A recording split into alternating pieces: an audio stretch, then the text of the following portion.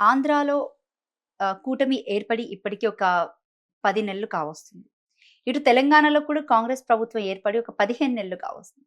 అంటే ఎటు చూస్తున్నా 2 తెలుగు రాష్ట్రాల మీద ఒక మీరు అంటే అవగాహన ఉంది అని అనుకుంటున్నాను. సో, ఏం చెప్తారు సార్? నాకున్న పరిమితమైన అవగాహన ప్రకారం చూసుకుంటే, అంటే 2 రాష్ట్రాల్లో ఉన్న ప్రభుత్వాలు చూసుకుంటే, తెలంగాణలో, ఆంధ్రప్రదేశ్‌లో కూడా ఇంకా అమలు చేయాల్సిన హామీలు కనపడుతున్నాయి. 2 అలా రాష్ట్రాల్లో కూడా. హ్మ్. హ్మ్. తెలంగాణలో కొంతవరకు 2,00,000 ఏదైతే హామీ ఉందో కొంతవరకు ఇవ్వటం జరిగింది. ఆంధ్రప్రదేశ్‌లో కూడా మొట్టమొదటి రోజే వచ్చిన వెంటనే రూ. 7,000 పెన్షన్‌కి అంటే బ్యాక్‌లాగ్స్ అని వాళ్ళు పెట్టుకోవాల్సిన అవసరం పెట్టుకొని ఇవ్వటమే కాకుండా ఆహ్, చేశారు. తెలంగాణలో బస్సు వచ్చిన 7వ తారీఖు అంటే 10వ తారీఖుకల్లా ఫ్రీ బస్సు ఇవ్వటం జరిగింది. కానీ ఇక్కడ ముఖ్యమైన విషయాలు వచ్చేటప్పుడు 2 రాష్ట్రాల్లో టాపిక్ డైవర్షన్ చేస్తున్నారు. 2 తెలుగు డైవర్షన్ రాష్ట్రాలు. పాలిటిక్స్. హ్మ్. 2 స్టేట్స్‌లో కూడా డైవర్షన్ పాలిటిక్స్. ఇక్కడ నేను ఐయామ్ నాట్ అసలు మొత్తానికి చేయటం తెలంగాణ ఒక హైదరాబాద్ దక్కిందిరా 70% ఇన్కమ్ ఒక మెయిన్ ఇంజిన్ డబుల్ ఇంజిన్ అక్కడి నుంచి రావట్లేదండి ఢిల్లీ నుంచి. Hyderabad is major engine for Telangana బూస్ట్‌కి. అందువలన అక్కడి నుంచి ఇన్కమ్ ఉంది కాబట్టి అది మిగులు రాష్ట్రంగానే అవతరించింది. ఇవాళ సరే ఎవరికి ఆరోపణలు చేసుకుని ఇంతకుముందు 70,000 కోట్లది 6,00,000 70,000 కోట్లు కేసీఆర్‌గా తీసుకెళ్ళని ఒకళ్ళు ఆరోపణ చేసి, అక్కడి నుంచి రోజుకి నెలకి ఎలా చేసుకుని ఒకళ్ళు చేసుకుంటున్నా సరే, ఇంతకుముందు ఇచ్చిన ఆరోపణల్లో కేసీఆర్ గారు బేసిక్‌గా వాళ్ళు జీఎస్టీపీ పెంచడంలో స్టేట్‌లో గాని, పర్ క్యాపిటల్ ఇన్‌కంలో స్టేట్‌లో దీన్ని ఇండియాలో నంబర్ 1 తీసుకెళ్ళటం గాని ఆర్గానిక్ గాని తీసుకెళ్ళటం గాని సక్సెస్ చేసి పైకి తీసుకెళ్ళటం జరిగింది. అక్కడ అంటే ఎక్సెప్ట్ కొన్ని కొన్ని లోపాలు ఉండొచ్చు. చాలామంది అనుకోవచ్చండి. మిషన్ కాకతీయ, భగీరథ డెఫినిట్‌గా ఉపయోగం జరిగింది. చెప్తానండి మీరు కావాలంటే ఎక్కడికి మైనస్ లోపాలు ఉండొచ్చు. కానీ ఆహ్, ఏపీలో చూసుకుంటే అన్‌ఫార్చునేట్ అండి. ఒకళ్ళు ఒక రాజధాని కట్టుకోలేకపోవడం, రెండో రాజధాని ఆప్ చేయటం, మూడో వాళ్ళు అది చేసుకుంటాం.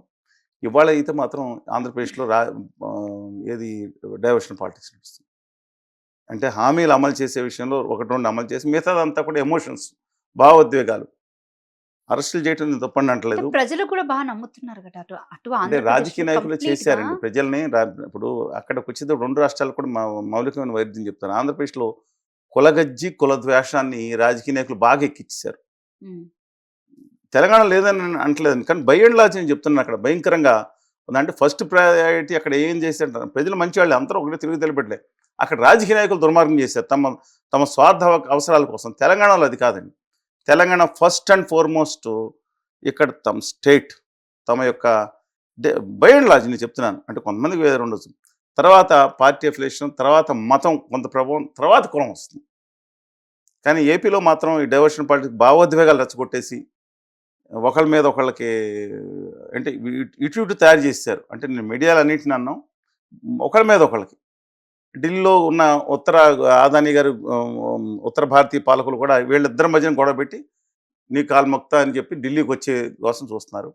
తెలంగాణలో కూడా నరక యాతన పెడుతున్నారని నేను చెప్తాను. కేంద్రంలో ఉన్న అదాని గారి ప్రభుత్వం ఇంతకుముందు ఎట్లా పెట్టారో ఇవాళ Congress party being in power కొంత సస్టైన్ అవుతుంది కానీ ప్రతిపక్ష పార్టీగా ఉన్న బీఆర్ఎస్ని ఎక్స్టెండ్ చేద్దామని చూసే భయంకరమైన కుట్రలు చేసింది. ఇంతకుముందే చెప్పాను. ఆపరేషన్ బిరడాలో అటు తెలుగుదేశం, ఇటు బీఆర్ఎస్, జేడీఎస్, ఈ డిఎంకే, ఏఐడిఎంకే, ఆఖరి వైకాపా అన్నీ కూడా ఉన్నాయి. బీఆర్ఎస్ని జీరో చేసింది. ఎక్సలెంట్ కార్యక్రమం పెట్టింది అదాని గారి party. Parliament have you expected from 2004 to నవండి ఈ రోజున బీఆర్ఎస్ పార్లమెంట్ ఎన్నికల్లో జీరో అవుతుందని ఎన్ని ఎన్ని దెబ్బలు తేలిన మహబూబ్‌నగర్ వెళ్ళి 15,000 ఓట్ల తేడాతోనే కేసీఆర్ గారు గెలిచి వచ్చారు. అసలు అక్కడ వాదం లేదు. హై రిస్క్ అది. కానీ ఇవాళ పొజిషన్ చూసుకుంటే మాత్రం అబ్సల్యూట్‌గా మళ్ళా చెప్తున్నానండి డైవర్షన్ పాలిటిక్స్ ప్రథమ స్థానంలోకి వచ్చేసింది. రైట్. అయితే మీరన్నట్టు ఎంపీ ఎలక్షన్స్‌లో చూసుకుంటే గనక బీఆర్ఎస్‌కి మొత్తం 0 తీసుకొచ్చారు. ఎందుకని? జనం అసలు ఒకళ్ళనొకళ్ళు కన్‌ఫ్యూజన్ అయిపోతున్నారు. బీఆర్ఎస్, బీజేపీ ఒకటని ఈళ్ళు ఆరోపిస్తారు. ఎంఐఎంను బీఆర్ఎస్ ఒకటంటారు. ఎంఐఎం బీజేపీతో ఉన్నట్టు స్పష్టంగా కనపడుతుంది. ఆ రోజు క్రితం ఈసారి ఎన్నికల్లో బీఆర్ఎస్ పార్టీ ఏదైతే ఉందో యాక్చువల్‌గా సెంటిమెంట్ ఏదైతే ఉందో మైనారిటీ సెంటిమెంట్ కూడా గౌరవిస్తా ఈక్వలెంట్‌గా దాదాపు చూసుకుంటూ వెళ్ళిన సందర్భంలో ఓట్లు ఎక్కడ పడాలని మైనారిటీ ఓట్లు ఎక్కువ బీఆర్ఎస్ పడాలి. కానీ అక్కడ రాహుల్ గాంధీకి ఎక్సెప్ట్ ఏఎంఐఎం తప్ప కొన్ని చోట్ల మొత్తం అంతా కాంగ్రెస్కి ఎక్కువ డైవర్ట్ అయిపోయింది. ఫ్యాక్ట్. అంటే నా గర్ర నా ఘాటు. అంటే ఇటు కాంగ్రెస్ కి కూడా 8 సీట్లు వచ్చాయి, బీజేపీకి 8 సీట్లు వచ్చాయి. అయినా కూడా 2 సార్లు అటు సెంట్రల్లో బడ్జెట్ సమావేశాలు జరిగిన 2 సార్లు కూడా ఫలితం లేకుండా పోయింది. నేను బడ్జెట్ తెలంగాణ గురించి మాట్లాడదు. రాష్ట్రానికి మీరు అసలు బడ్జెట్ టాపిక్ అంటున్నారు. Come back to budget. నేను చెప్తున్నానండి, మొదలు తెలంగాణ గురించి మాట్లాడుకోవాలి సెపరేట్. తెలంగాణ విషయంలో బడ్జెట్లో జరిగిన మోసం గుండు సున్నా పైన గుండు సున్నా. కడుపు రగులు పోతుందండి ఎవరన్నా తెలుగు బిడ్డలు. ఈక్వల్ ఆంధ్రప్రదేశ్ కూడా. ఆంధ్రప్రదేశ్ నమోద్రహం. తెలంగాణకి నేను మాట్లాడుతున్నాను. ఇవాళ మీరు మాట్లాడుకుందాం. ఎవరన్నా ఒక్కళ్ళు చర్చకి రమ్మనండి.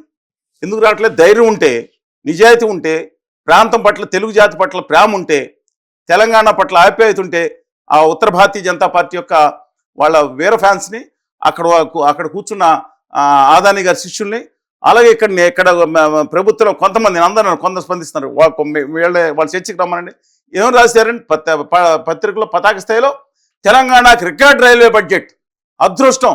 ఎవరిన సోయ ఉన్నాడు రాసుకుంటాడు. ఎవరన్నా ఎక్కడ 5,337 కోట్ల రూపాయలు తెలంగాణకి ఇచ్చారని చప్పట్లు తెరుచుకుంటున్నారా? అది రికార్డ్ అంట.